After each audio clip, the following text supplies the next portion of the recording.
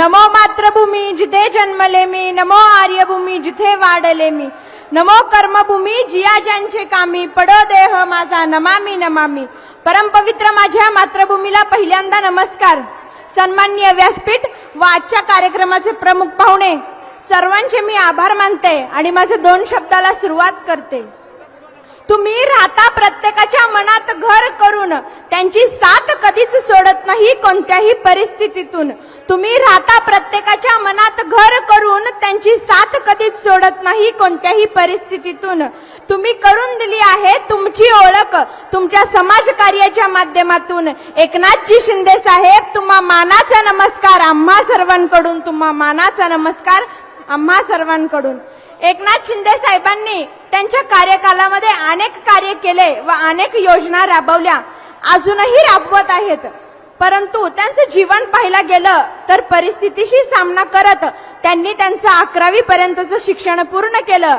त्यानंतर परिस्थितीमुळे त्यांना त्यांचे शिक्षण तिथेच अर्धवट सोडावे लागले.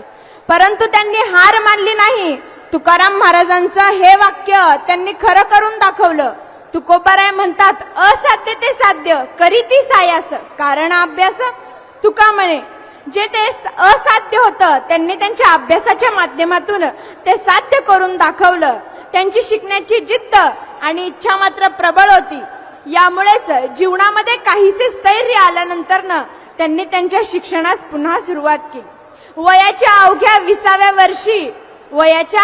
20व्या वर्षी शिवसेनेच्या माध्यमातून समाजकारण व राजकारणात शिंदे साहेबांनी प्रवेश घेतला. आदरणीय शिवसेना प्रमुख बाळासाहेब ठाकरे यांच्या ओजस्वी विचारांचा आणि तेजस्वी वाणीने भारवलेला पिढीचा तो काळ होता. परंतु अशा वेळी शिंदे साहेबांच्या जीवनामध्ये असे एक वादळ कोसळलं की त्याच्यामध्ये त्यांची 2 मुलं त्यांच्या डोळ्यासमोर हरवली. त्यामध्ये ते पूर्णपणे खचून गेले होते. अशा वेळी आदरणीय आनंददादा दिघे यांनी त्यांना सावरले आणि पुन्हा एकदा महाराष्ट्राचा कारभार त्यांच्या हाती दिला. निधड्या छातीने स्वतःला सावरून या महाराष्ट्रासाठी पुनश्च एकदा एकनाथजी शिंदे साहेबांनी महाराष्ट्राचा कारभार स्वीकारला. 2022 रोजी महाराष्ट्राचे मुख्यमंत्री म्हणून त्यांनी शपथ घेतली. 2022 रोजी महाराष्ट्राचे मुख्यमंत्री म्हणून त्यांनी शपथ घेतली.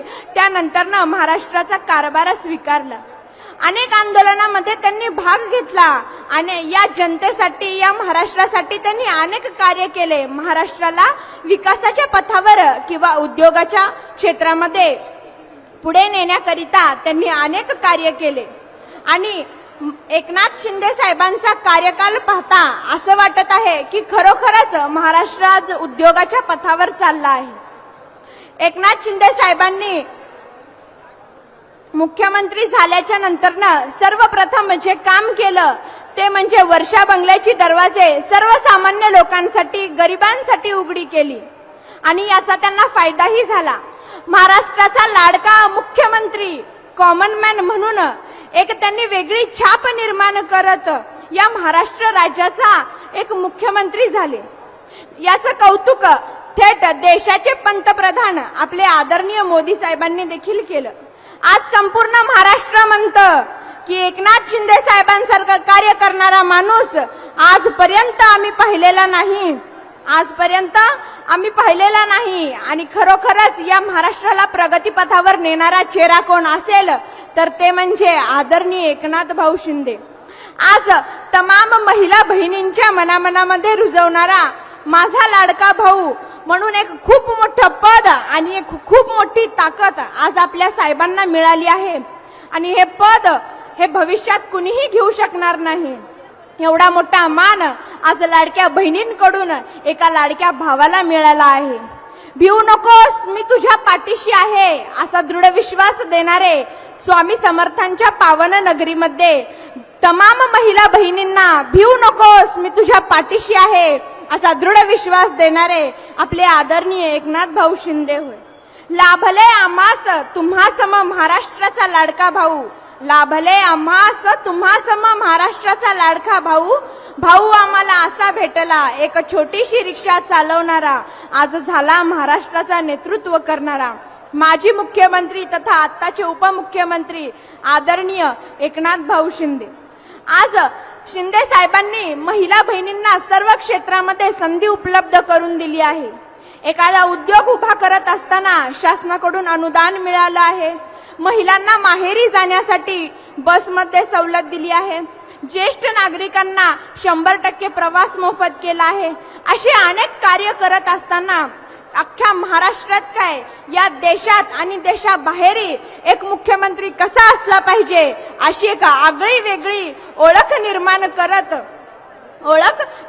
करत त्यांनी अनेक कार्य केले. या गौरवशाली महाराष्ट्रामध्ये सर्वसामान्यांचा कैवारी, अनाथांचा नाथ, विकासाची गंगा आणणारे, सर्व क्षेत्रामध्ये प्रगतीचा मार्ग दाखवणारे आदरणीय एकनाथ भाऊ शिंदेंना मी मनपूर्वक धन्यवाद देते. आदरणीय एकनाथ भाऊ शिंदेंनी अनेक लोक कल्याणकारी निर्णय घेतले. त्यामध्ये प्रामुख्याने लाडकी बहीण योजना असेल, अन्नपूर्णा योजना असेल, तरुणांसाठी विकास कौशल्य योजना असेल, शेतकऱ्यांसाठीची योजना असेल, अनेक योजना राबवल्या. आज मी स्वतःला खूप भाग्यवान समजते, कारण शिंदे साहेबांबद्दल बोलण्याचं मला सौभाग्य प्राप्त झालं. त्यांच्याबद्दल बोलावं तेवढं कमीच आहे. महिलांच्या छोट्याशा घरगुती उद्योगाची सुरुवात म्हणजे शिंदे साहेब.